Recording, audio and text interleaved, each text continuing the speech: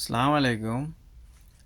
লক্ষ্মীপুরের রায়পুর আপনার ২ নং ওয়ার্ড ৪ নং ইউনিয়ন। কয়দিন আগে সোহাগ নামের একটা ছেলেরে মায়েরা বালুর নিচে রাইখা দিছে। নিউজে সবাই দেখছেন, সবাই অবগত আছেন। বর্তমানে লক্ষ্মীপুরের এমপি আবুল খায়ের ভূঁইয়া বিএমপির থেকে। তো এই এলাকাটার মধ্যে মাদকের রাজত্বটা অনেক বেশি, আর এই কাজগুলা বেশি করে মাদকালারা। আজকেও দেখলাম হাডারিগো রাস্তার মাথার থেকে কাজী বারুকের স্কুল পর্যন্ত আন্দোলন চলতেছে। এখানে রাত 12টার পরে সব সন্ত্রাসী এবং কি চোরাকারবারি মাদক তাদের আস্থানা হয়ে যায়, তাদের আখড়া হয়ে যায়। তো এটা তো রায়পুর থানার ভিতরে, হাডারিগো রাস্তার মাথার থেকে রায়পুর থানা যদি গাড়ি দিয়ে যান হাইস্ট হলে 10 থেকে 15 মিনিট লাগে সময়। তাহলে রায়পুরের পুলিশ প্রশাসন এরা কি করে?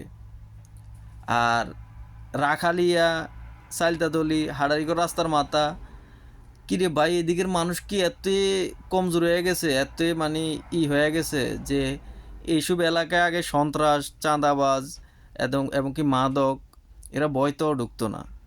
আর এগুলো এখন এক মাদকের কারখানা হয়ে গেছে, চাঁদাবাজদের কারখানা হয়ে গেছে, সন্ত্রাসীদের কারখানা হয়ে গেছে।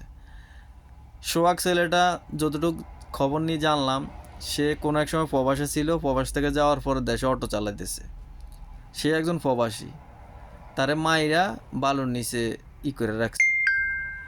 তো আবুল খায়ের ভূঁইয়া বা যারা বিএমপি করেন রায়পুর যারা আছেন, তাদের কাছে অনুরোধ রইল, এই এলাকাটা ৪ নং সোনাপুর, এই এলাকাটা মাদকের আস্তানা হয়ে গেছে। এই এলাকাটা বিশেষ করে পুলিশ প্রশাসন দিয়ে যেগুলা মাদক কারবারি আছে, সন্ত্রাসী আছে, এগুলারে শায়েস্তা করো।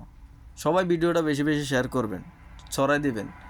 আজকে মনে করেন আজকে সোহাগ মারা গেছে, কালকে আরেকজনকে মারিব, পরশু আরেকজনকে মারিব।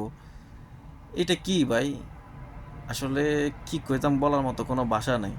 আর রায়পুরের পুলিশ প্রশাসন জানি না কি হইতেছে। এবং কি আবুল খায়ের ভূঁইয়ার কাছে অনুরোধ রইল, আপনি তো এখন ক্ষমতায় আছেন, এমপি হয়ে গেছেন, এই মাদকের আস্তানাটা ভাঙেন, সন্ত্রাস ভাঙেন। আমাদের মনে হয় কি, পুলিশ প্রশাসন যদি চায় বা আবুল খায়ের ভূঁইয়া যদি এটার দিকে একটু নজর দেয় বা চোখ দেয় বা একটু চেষ্টা করে, তাহলে এই মাদক কারবারি, এই সন্ত্রাসী, এদেরকে শায়েস্তা করা বা এদেরকে আইনের আওতা আনা কোনো ব্যাপার না। লক্ষ্মীপুরের শহীদুদ্দিন চৌধুরী অ্যানির কাছে অনুরোধ করতেছি আবুল খায়ের ভূঁইয়ারে বলার জন্য, এই এলাকাটা বর্তমানে খুবই খারাপ, খুবই ক্রিটিক্যাল অবস্থায় আছে।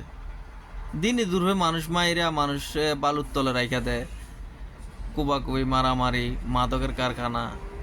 ভিডিওটা সবাই বেশি বেশি শেয়ার করবেন।